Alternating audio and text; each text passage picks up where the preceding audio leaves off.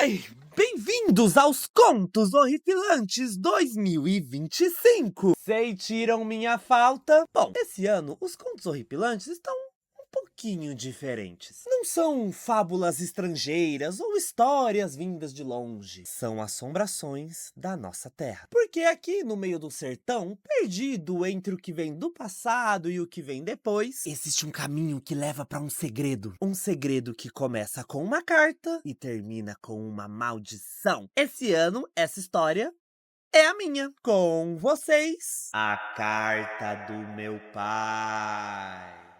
Dizem que o sertão guarda seus mistérios no calor do silêncio. E ali, entre paredes de barro cansadas e um chão rachado de sede, vivia um menino órfão de tudo. Da mãe, que partiu no parto, e do pai que sumiu sem dizer um adeus. Restou-lhe apenas a poeira e a solidão. E o eco de lembranças que já doíam até o fundo de sua alma. Os dias se passavam lentos, como se o tempo tivesse esquecido aquele canto do mundo. Mas naquela tarde, o acaso ou o destino resolveu bater a porta. Escondida atrás de uma tábua solta, o menino pobre encontrou uma carta amarelada, gasta pelo tempo. O papel tremia em suas mãos miúdas, como se ele já soubesse o peso que carregava. Ele abriu e as palavras cortaram o ar como um sussurro vindo de longe. Meu filho, se você encontrou isto, é porque não conseguiu escapar. Você será procurado pelas histórias.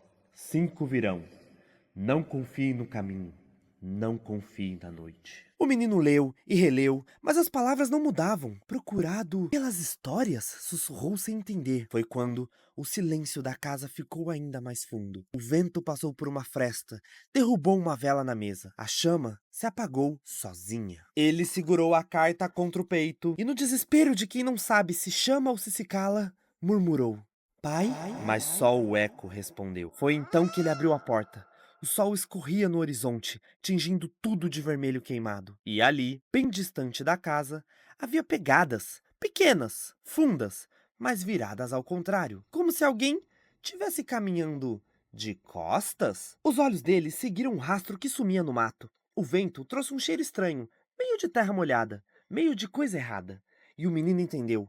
Não era ele que observava o sertão, era o sertão que agora o encarava de volta. A carta foi o primeiro sussurro, as pegadas o primeiro sinal, e as histórias, bem, elas já estavam vindo, e elas vinham por ele. E com isso nós terminamos o nosso primeiro episódio da série Contos Horripilantes. Te espero amanhã para vocês descobrirem mais um capítulo da minha história. Tchau! Pela estrada fora eu vou bem com... Ai! Já chegaram! Lembram de mim? Por mais um ano estamos aqui juntos para ler histórias muito assustadoras. Durante essa semana, você é meu convidado a conhecer as histórias sombrias que foram escritas nesse livro. Me diga uma coisa, vocês viram um lobo?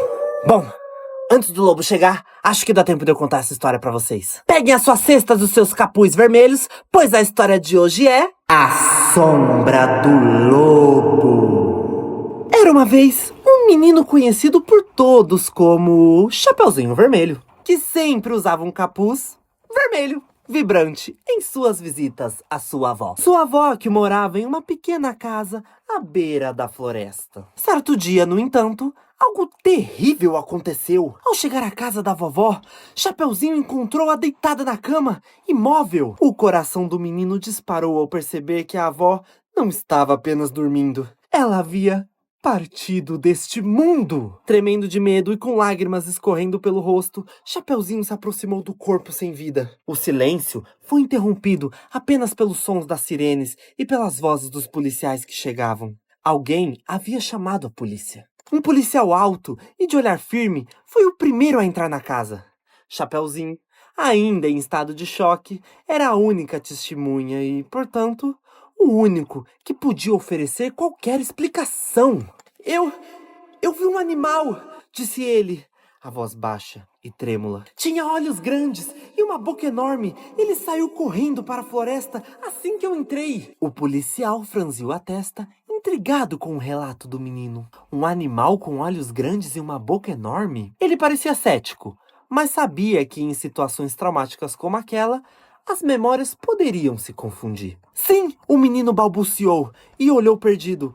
Ele foi naquela direção, disse apontando para a densa floresta que se estendia atrás da casa. Decidido a seguir a pista, o policial chamou seu parceiro, um homem de rosto severo e barba por fazer. Eles adentraram a floresta na direção que Chapeuzinho havia indicado. O menino ficou para trás e a tensão no ar era palpável. Os galhos das árvores pareciam sussurrar segredos e o ambiente se tornava cada vez mais opressivo. Após alguns minutos, um grito cortou o silêncio da floresta. Chapeuzinho, apavorado, correu para ver o que havia acontecido. Mas antes que pudesse chegar, o policial que o interrogara voltou correndo, pálido e trêmulo. Seu parceiro estava caído no chão, inconsciente. Ao redor dele, marcas de lutas e pegadas estranhas indicavam que algo ou alguém o havia atacado. A cena se transformou rapidamente. Outros policiais chegaram e, ao verem o parceiro caído e o estado confuso do oficial, começaram a fazer perguntas. Foi ele! O menino gritou desesperado.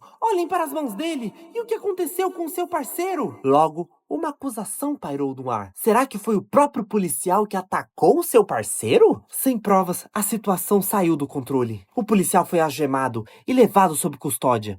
O medo e a paranoia dominaram os outros agentes, que não queriam arriscar mais vidas sem respostas claras. Quando a tarde se despedia e todos os policiais haviam partido, Chapeuzinho ainda estava na floresta, terminando de enterrar a sua vovozinha. Ao puxar o capuz vermelho para trás, revelou algo inesperado. Chapeuzinho não era apenas um menino comum. Suas unhas se alongaram e se tornaram garras afiadas. Seus dentes se tornaram longos e pontiagudos, e pelos escuros cobriam a sua pele, transformando-o em um lobo imponente. Ele era o verdadeiro monstro. Fora ele quem havia ceifado a vida de sua vovó. Agora, com um policial preso, incriminado por um crime que não cometeu, Chapeuzinho estava livre para viver um segredo. Um uivo longo e aterrador ecoou pela floresta. Com o capuz vermelho cobrindo parcialmente seu rosto monstruoso, Chapeuzinho se preparava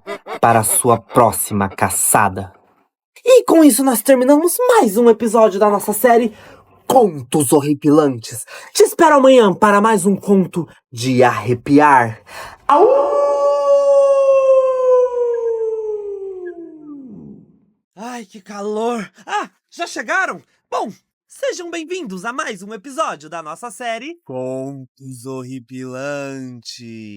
E no episódio de hoje, bom, a gente vai fazer uma caminhada por uma trilha. Se preparem, porque nós vamos entrar numa parte da mata que parece ter vida própria. As pegadas apontam para trás e o tempo corre do avesso. Cuidado com o que segue, porque nem toda estrada leva pra frente. Com vocês, no avesso da floresta.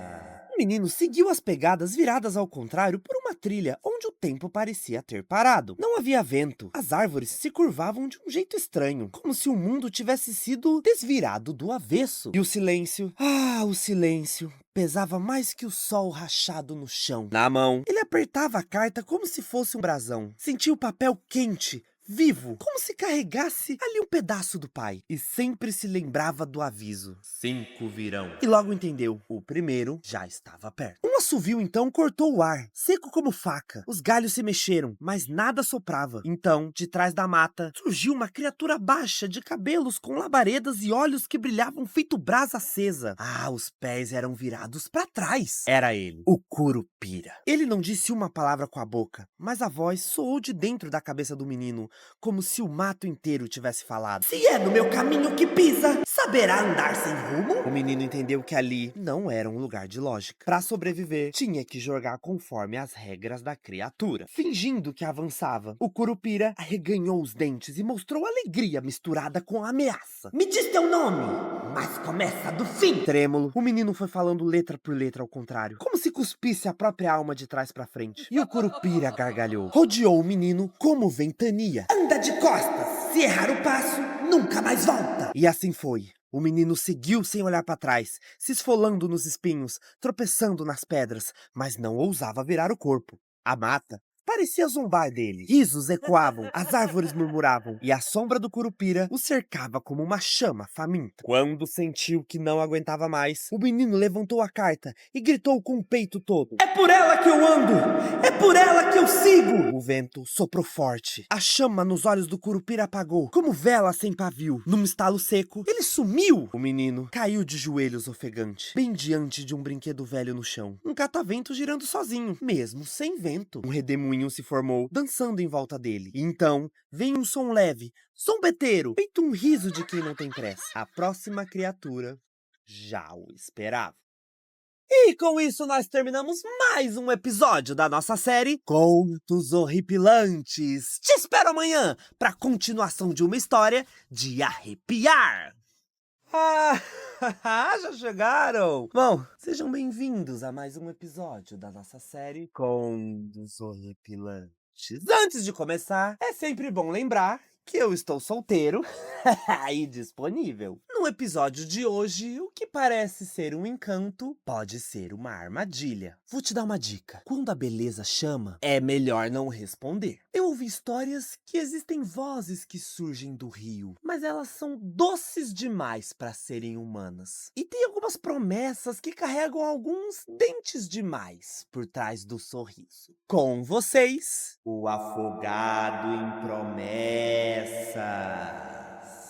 O menino andava no escuro enquanto o sol amanhecia, quando ouviu ao longe um som impossível, água correndo. No meio do sertão seco, rachado e silencioso, surgia um rio estreito, escondido entre pedras e galhos retorcidos. A água brilhava sobre a luz, como ouro partido em 1000 pedaços. Na beira, um homem o esperava. Ele vestia um terno rosa, um chapéu elegante na cabeça. Era bonito demais para aquele lugar, bonito demais para ser real. E o seu sorriso parecia ensaiado, calmo, doce, perigoso. "Você tá cansado, né, menino?" disse ele, com a voz mansa, feito reza de ninar. "Teus pés estão feridos, teu corpo pede descanso. Vem, senta aqui comigo." O menino abraçou a carta contra o peito. "Quem é você?" perguntou desconfiado. O homem abriu os braços como quem oferece um abrigo. "Eu sou quem pode te libertar", disse, quase cantando. "Eu vi a tua luta. Vi você enfrentar o fogo da mula, resistir ao sono da cuca. Você já provou que é forte, mas pra que tanta dor?" Ele deu um passo à frente. O sol nos olhos dele brilhavam demais. "Teu pai também tentou, lembra? Bateu o pé, resistiu e morreu sozinho." A palavra ecoou pesada. "Mas você pode escolher diferente." O menino não respondeu. O homem foi entrando cada vez mais profundo no rio. Cada frase mais lenta, mais doce, mais próxima. "Imagine uma vida sem medo, roupa limpa, comida boa, música, festa, gente te chamando pelo teu nome, te respeitando. Você não nasceu pra solidão, menino. Nasceu pra sorrir. E eu posso te dar isso. É só você me dar uma palavra." O menino olhou pro rio e não viu mais um homem bonito no reflexo. Viu um peixe imenso, cor-de-rosa, com olhos frios e dentes escondidos atrás do sorriso. Ele desviou o olhar, arrepiado. O homem notou e riu baixo. "Não acredita no que você vê na água. Acredita em mim. Eu só quero te dar descanso. Diga sim e tudo se resolve." O menino fechou os olhos, quase afundando por completo, e escutou dentro dele a lembrança da vela que manteve acesa, o choro da noiva, o riso debochado do saci, cada sombra, cada escolha. Nada daquilo poderia ter sido em vão. Ele respirou fundo e com uma voz firme respondeu: "Eu não sou seu!" Na hora, o rio se agitou. O homem sorriu pela última vez, agora sem beleza alguma, só crueldade, e afundou na água, sem deixar nenhum rastro. O silêncio voltou, denso. Sozinho então, o menino saiu rapidamente da água e caiu de joelhos na beira do rio. A carta queimava em suas mãos, revelando novas palavras escondidas. Palavras que o chamavam de volta para casa. O fim da jornada estava logo adiante. E com isso nós terminamos mais um episódio da nossa série Contos Horripilantes. Te espero amanhã pro final dessa história, onde finalmente vamos saber o destino deste rapaz. Até mais!